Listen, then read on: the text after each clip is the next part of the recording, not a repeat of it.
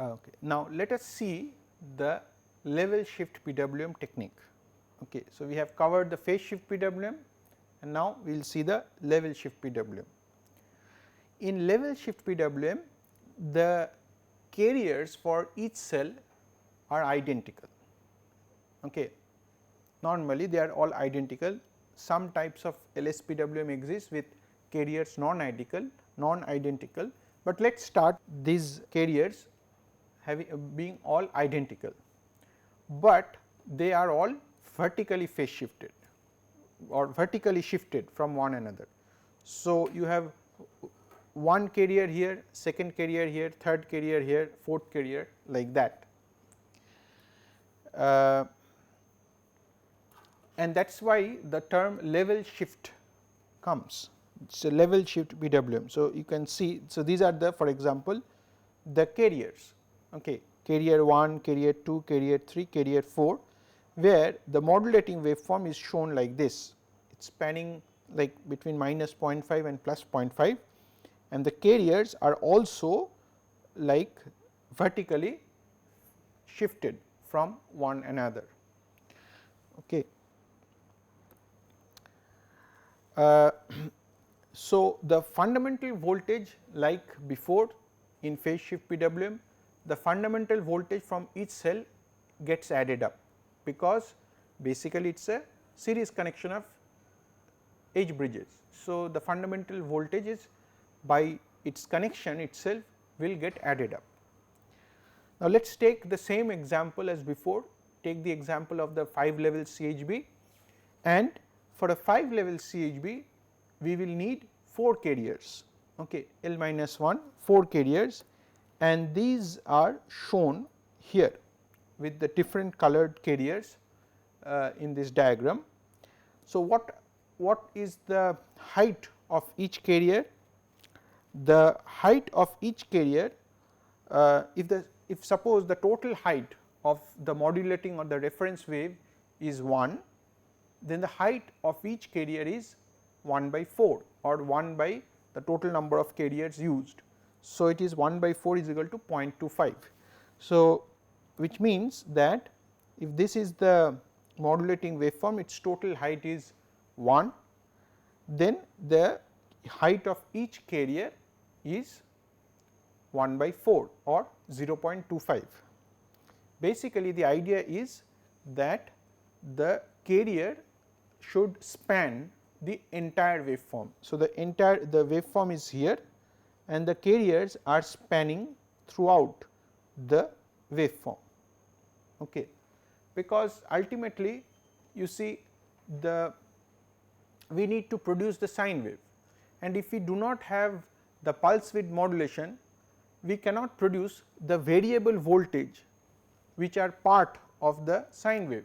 The sine wave is continuously varying, and we need the pulse width modulation to mimic or to produce this varying sine wave. And so, if so the carriers must span. So, wherever the modulating wave is present, the carrier should also be present, so that we can replicate the varying nature of the sine wave. So, therefore, the carriers should span the entire height of the modulating waveform. And here we have shown a zoomed view of the carriers, where you can see that these 4 carriers here they are identical, okay, unlike the phase shift PWM. In phase shift PWM, these carriers were slightly phase shifted, but in level shift PWM we see that all these 4 carriers are perfectly exactly same, but they are vertically shifted from each other, okay, and that is why it is called level shift PWM. We would like to see exactly how the cell how the switches in the cells are switching using the level shift PWM technique. So, since this is a 5 level CHB, we have 2 such cells given by H1 and H2, and there are 4 such triangles which are given now the names triangle 1, 2, 3, 4 here. Triangle 1, 2, 3, 4, these are the 4 triangles.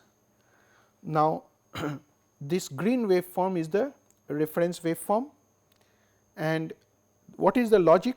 So, if we see the cell H1 here, cell H1, the triangles which are to be used for cell H1 will be triangle 1 and triangle 3.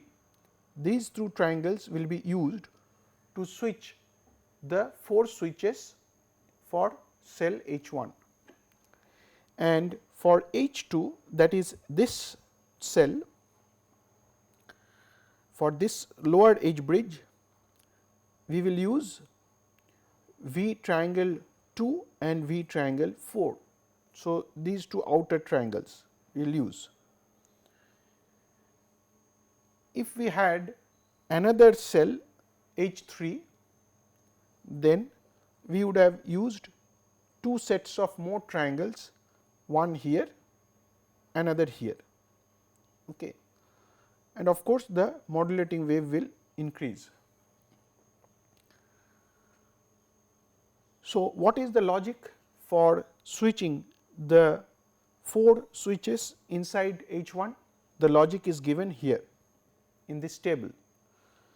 If the reference waveform is more than triangle 1, okay, the reference waveform is more than triangle 1, then we turn on S1, and of course, S1 and S2 are complementary. So, S2 is off.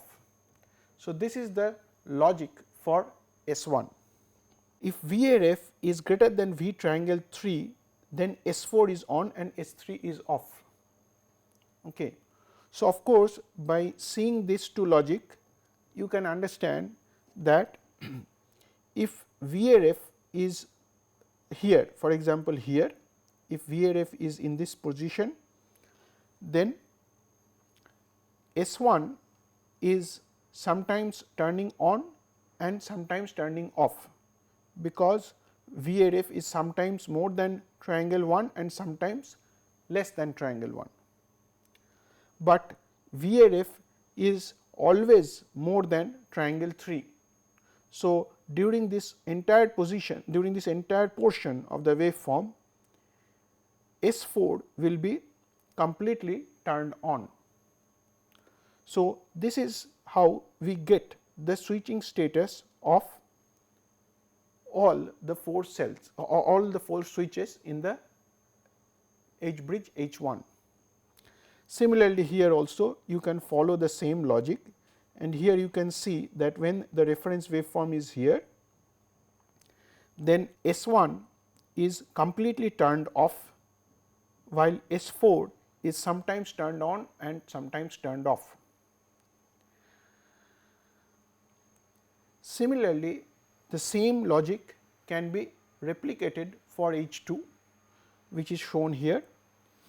If VRF is greater than V triangle 2, then S1 is on. If VRF is more than V triangle 4, then S4 is on. So, if here, when we are here during this part of the waveform, VRF is sometimes more and sometimes less than triangle 2, and hence S1 in H2 will be sometimes turning on and sometimes turning off.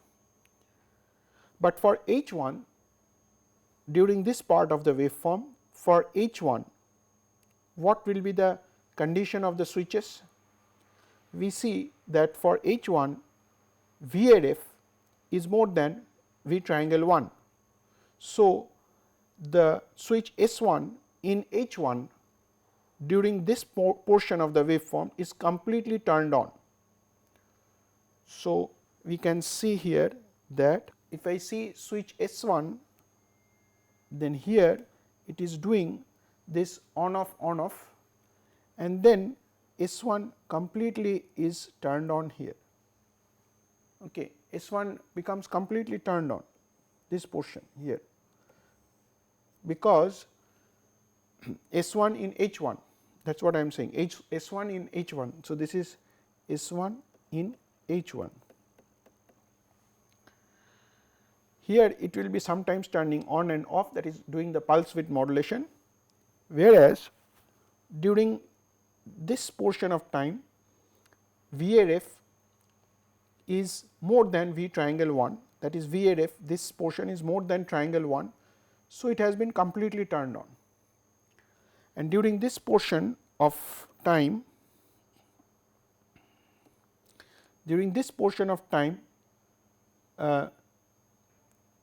S1 in H2 will be doing the pulse width modulation depending on the on off condition. So, this is the S1 in H2, okay.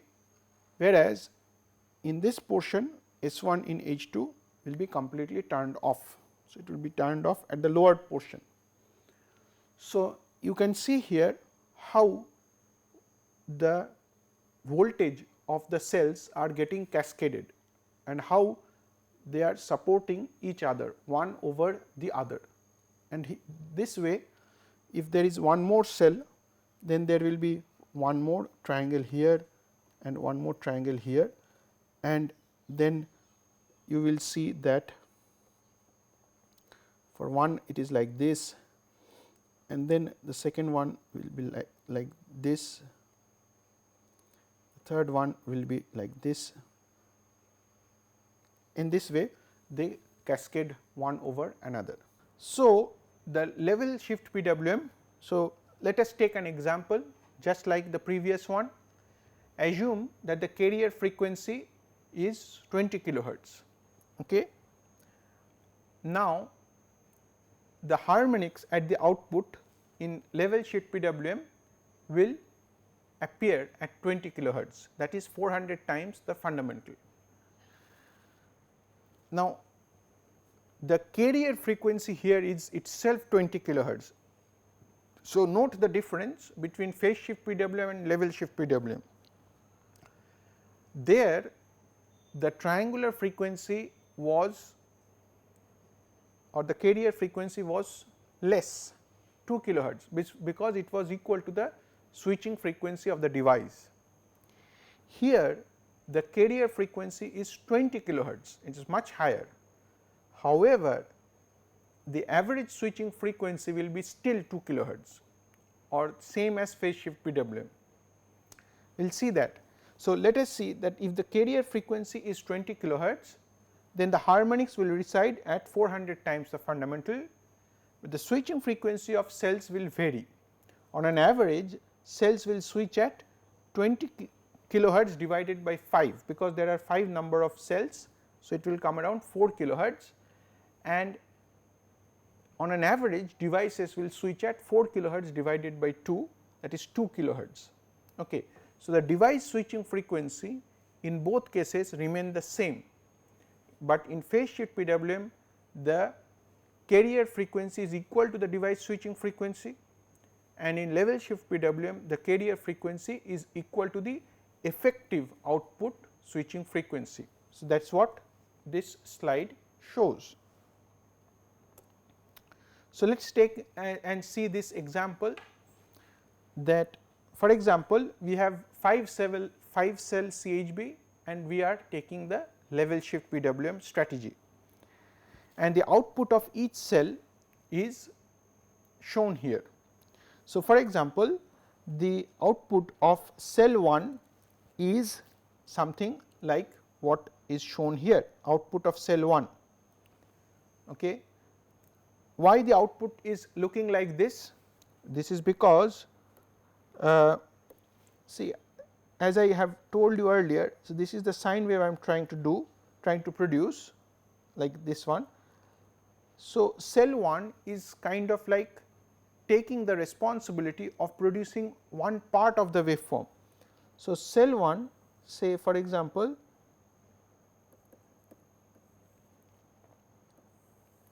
cell 1 is producing this, the waveform here. So, of course, it means that the cell 1 will do a pulse width modulation here or switching here and here, and the rest of the time it will be just turned on fully, and so that it can support the next cell. Okay. Similarly, at the negative side it will be like this and then fully like this, and then it will do the switching here. This is what is this waveform here.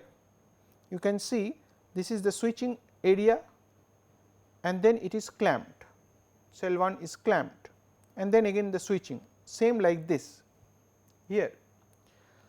Cell 2 for example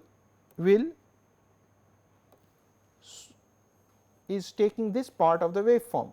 So, it will be switching here and then it will subsequently get clamped, and this is what cell 2 is shown here. You see this part till this part it was, so then means I kind of like cell 2 sits over the top of cell 1 and subsequently cell 3 sits over the top of cell 1.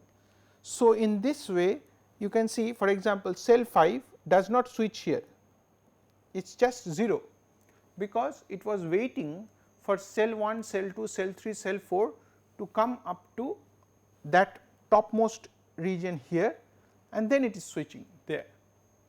Okay. So, you can just pictorially see or visualize how these cells are stacking, how their waveforms are stacking up one over another. So, the harmonic spectrum, if you see, it is again similar. Okay. So, the pole voltage harmonics, again the output voltage is 4951 volt, and the fundamental is kind of 100%. There is a third harmonic and there is no other, there is triplet harmonics, third, 9th, 15th, there is no harmonics in between, and the first band exists at 400 times the fundamental, that is 20 kilohertz. Okay. So, the load phase voltage exactly like before, the harmonic sidebands exist around 400 here, and the triplet harmonics have disappeared. Triplet harmonics have disappeared here, and all harmonics at 400 times the fundamental. Line voltages also does not have the triplet harmonics anymore. The line voltage is √3 times the peak phase voltage magnitude. Now, when you see the level shift PWM, we find that the loss distribution is not same in all the cells. Conduction and switching losses are different. This is very easily understood from this waveform here. If you compare the output waveform of cell 1 and cell 5, you can very readily see that the losses of cell 1 and cell 4 are markedly different. For example, cell 1 has a switching loss here and a conduction loss here, because it is clamping the voltage there. So, there is a conduction loss, whereas cell 5 is not switching at all, it is 0 voltage here and there is a lot of switching here. So, level shift PWM causes an unequal distribution of losses in all the cells. You can see the cell 2, cell 3, cell 4, depending on the power factor also, the losses will get substantially different. Okay. So, but this is not the case with phase shift PWM. In phase shift PWM, the waveforms produced by each cell were almost identical. There was a slight phase shift, but that slight phase shift does not cause much change in the losses. But here the waveforms are dramatically different for each cell, and so the losses will substantially differ in terms of switching and conduction losses. And this is something which is a problem, because as we have said, cascaded edge bridge is built on the principle of modularity. So, we have a same heat sink design for all the cells. So, if one cell is heated up substantially, then its lifetime, or it will have a thermal overtrip, or its lifetime will be reduced. So, what to do? So, how to overcome this challenge? Because the pattern, we can see the pattern is present in front of us, and it is causing an unequal distribution of losses. So, what can be done? Remember, so the easy solution here is to rotate the patterns after few cycles. Rotate the patterns, what does it mean? You see here, cell 1 has this pattern of waveform and cell 5 has this pattern of waveform, but after a few cycles we can interchange their pattern. For example, cell 5 can be asked to produce this waveform and cell 1 can be asked to produce this waveform. It does not matter how their patterns are getting interchanged, because ultimately the output voltage does not get changed, because it is a series connection of cells.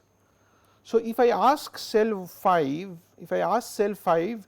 to produce this waveform after say 1 second, and if I ask cell 1 to produce this waveform keeping cell 2, cell 3, cell 4 as same, for example, then the output voltage will remain same as before. Okay. But what will happen? The loss distribution, the division of losses, what was happening in cell 1 and cell 5 will now get interchanged.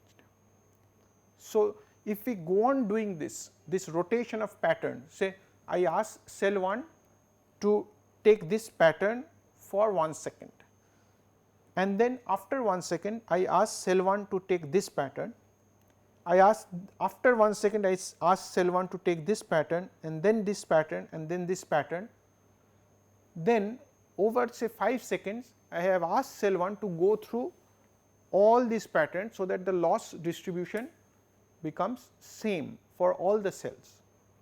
So, in this way, by doing this rotation of the pattern or rotation of cells, we can ensure that the loss distribution in all the cells over a span of time becomes almost equal. Okay. This is what we have seen, that the loss distribution is not same in all the cells, but by rotation of the switching pattern we can make the losses almost same. There is one more thing, that one more feature of LS PWM which is interesting, is that instead of having 4 or 5 carriers, we can also have a single carrier implementation in level shift PWM. So, which you can see here,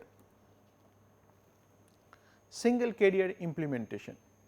Why this single carrier implementation? See, these carriers, as I had earlier shown you, that for example, if there was a modulating waveform like this and there were like 4 carriers, we had seen an example few minutes back, there were 4 carriers. Now,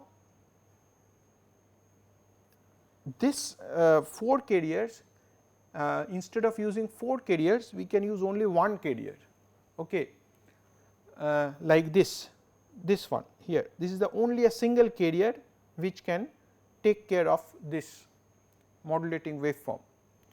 Why this single carrier is useful is, particularly it is useful in case of when we are working with DSPs, because DSPs, these carriers are generated in DSPs using counters. Okay.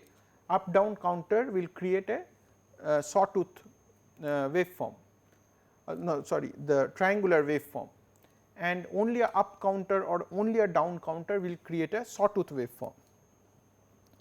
So, the counter goes on incrementing on every clock cycle of the DSP. The DSP has a limited number of counters. Okay.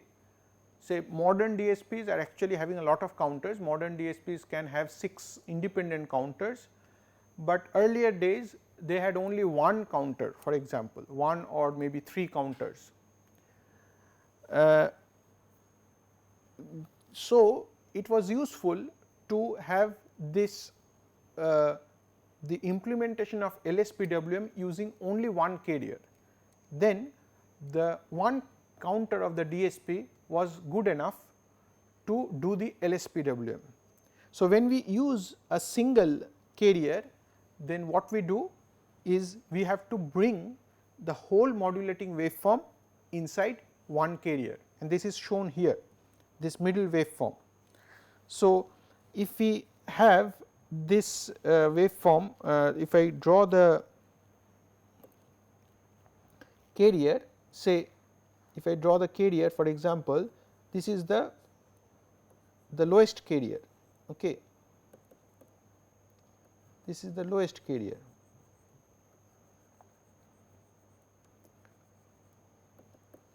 Right.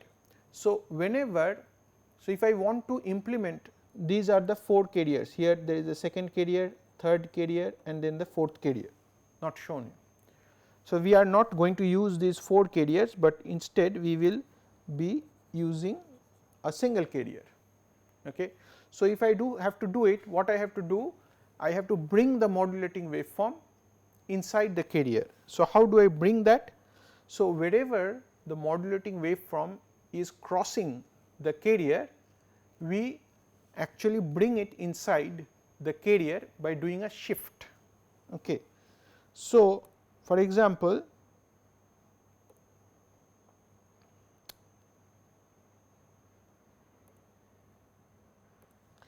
see, this is the modulating waveform and we will bring it inside one carrier. So, the modulating waveform is actually crossing the boundary of the lowermost carrier at these 2 points. So, if I have to bring it down, okay, so whenever it is going up here, I will push it down here and bring it inside the carrier, and keeping in mind that I have done a single push in this case. So, I have pushed it down. So, this you see this is the waveform here, and I have done a push down and it is bringing inside one carrier, because I want to implement the whole logic using a single carrier from the DSP. So, I have pushed it down and kept in mind that one push or one level shift has been done. Ideally, it would have been done by the second carrier, but since I do not have the second carrier, I am actually pushing, or I am bringing the modulating waveform inside the green carrier, which I have shown here. So, I am pushing it down. So, there is one shift. So, with one shift I have, so this waveform goes like this, and that is why this waveform goes like this, which is here shown. So, when it crosses the second carrier, so this is the boundary of the second carrier, and then we go to the third carrier. So, then I have to do 2 shifts or 2 pushes down. So, from there, this part of the waveform here, I will push it down inside the green one, and that is what this is doing here, 2 shifts. This part of the waveform is obtained by, this is basically this part, 2 shifts down, and the last part is where this part where the fourth carrier resides. Here is the fourth carrier resides.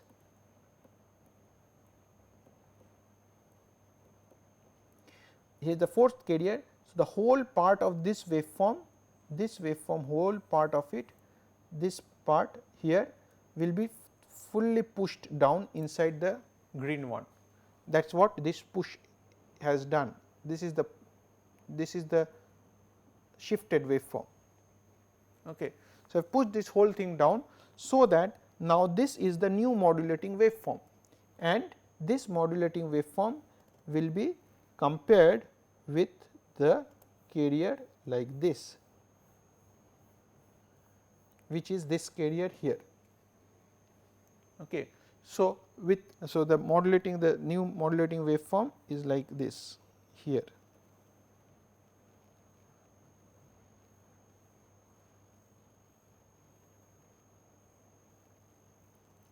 Like this. So, then with this shifting or with this pushing of the carrier with the pushing of the modulating waveform, it is possible to bring the modulating waveform inside one carrier and helps in the implementation with DSP. Now, there are as I told you, there are some other types of level shift PWM techniques. Whatever we have talked about is called the phase disposition PWM, level shift PWM, which is this one here, okay, on the leftmost side, and this one you see all these carriers are identical, but they are just vertically phase shifted. Okay. There are other techniques also, like phase opposition disposition PWM, where you see these three carriers are identical, but vertically phase shifted, but these three lower ones are 180 degree phase shifted to the top ones. This one, this one, this one, these are 180 degree phase shifted to the top ones. Then there is also something called as alternate phase opposition disposition. So, these two carriers, alternate carriers, are 180 degree shifted like this. Okay. So, there are some more techniques also, and all these techniques have very similar harmonic performances, but as regarding, so there will be some minor changes in the ripples because of this different techniques, and sometimes they are useful, but we will stick to the phase disposition PWM, level shifted PWM in this course. Now, this is the last thing, how do we measure these harmonics? The measurement of harmonics is, or how do we quantify the harmonics? The harmonics are quantified by total harmonic distortion, THD. And so, what is THD?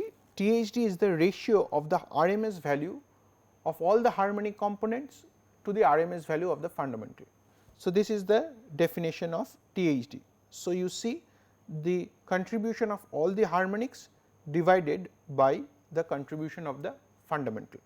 Okay. So, this is what expanded is this here.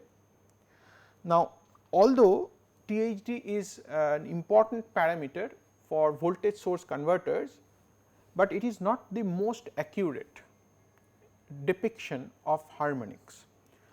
Why? Because the position of harmonics are also very important in voltage source converters, okay, apart from the contribution of the harmonics. So, for example, suppose I have a voltage source converter and I have PWM techniques. In one PWM technique, the output voltage, so this is the fundamental, and these are the some harmonics which I have produced, and this is say around 5th, 7th, these harmonics which I have produced here, and this is the fundamental. Okay. In another PWM technique,